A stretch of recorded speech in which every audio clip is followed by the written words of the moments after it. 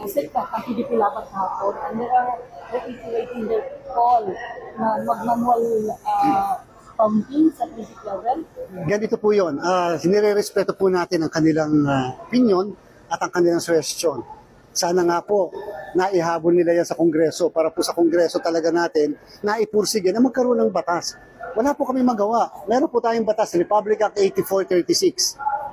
8426 at meron po tayong 9369, yung nag-amend doon, full automation of election.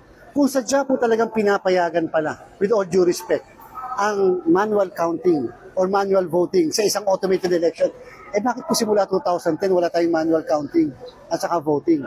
Ang batas natin 2007 pa. So ibig sabihin, simula 2010, ang sabi ng batas, dapat fully automated election tayo. Ngayon, kung gugustuhin po natin ng manual counting, hindi po ba kakailanganin ng dagdag na budget? Kasi magpapagawa ka ng election returns, papagawa ka ng tally board, dadagdagan mo ang sahod ng mga guro dahil hindi naman sila papayag na magtatrabaho sila ng sobrang extra na oras, baka nga 2 araw na nagbibilang sila dyan. Wala naman kaming budget. Kasi nga, ang budget namin pang full automated election. Sino po nagbigay ng budget? Hindi po ba ang Kongreso? So, ibig sabihin po, kahit gustuhin man namin, wala po kaming kakayanan ngayon sa batas. Wala po kaming financial resources or other resources sapagkat ang amin pong lahat ng pinaghandaan, low budget resources, personnel ay para sa full automated election. Attorney, with the political situation dito sa